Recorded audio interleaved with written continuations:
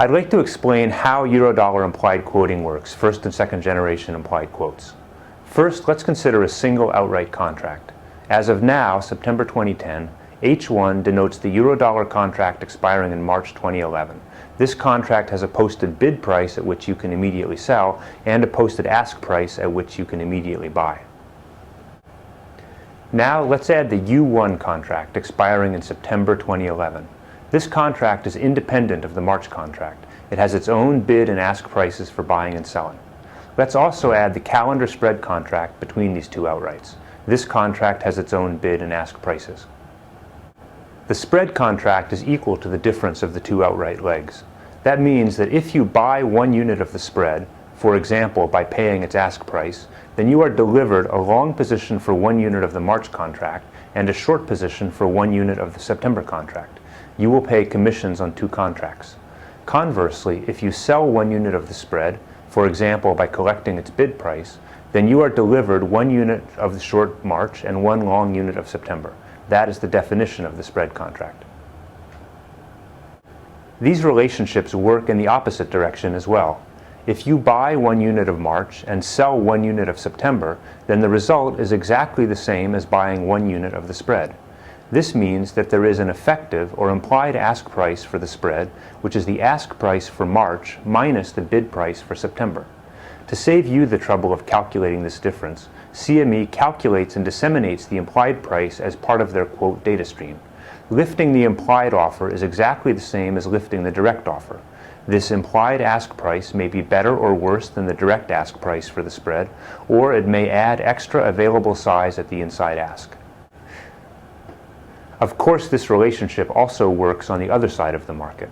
Since selling March and buying September is exactly equivalent to shorting the spread, there is an implied bid for the spread that is the bid for March minus the ask for September. Direct quotes on the spread also generate implied quotes for the outright legs. For example, since buying 1 September contract and buying 1 March-September spread is equivalent to buying 1 March contract, there is an implied ask price for March, which is the ask for the spread plus the ask for September.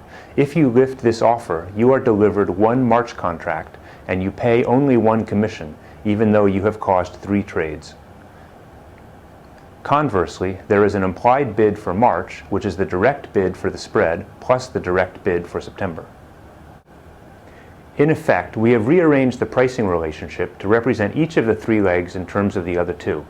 We draw this as a graph in which 2 nodes represent the 2 outright contracts, a 3rd node represents the spread, and a 4th node represents the relationship that connects them.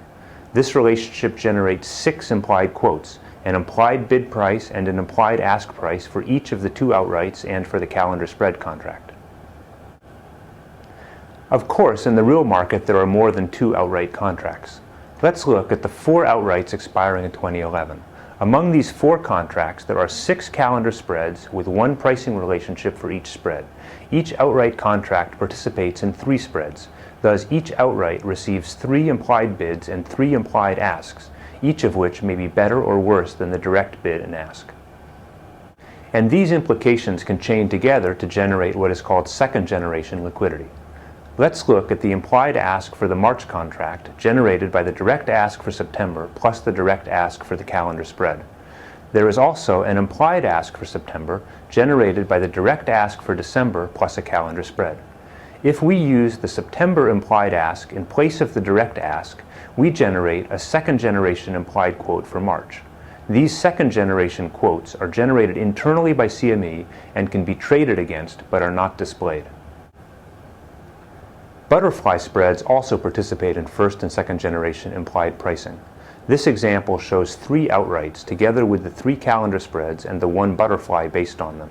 Since a butterfly contract is in effect a spread of spreads, it generates implied quotes for the underlying calendar spreads as well as for the outright legs. This picture shows the complexity of the full Eurodollar market. There are 321 different contracts that participate in implied quoting and nearly 600 pricing relationships. At Quantitative Brokers, we have reproduced the full complexity of the CME implied pricing engine, including both first and second generation implied quotes. This lets us identify and trade against hidden liquidity in the Eurodollar and Treasury futures markets.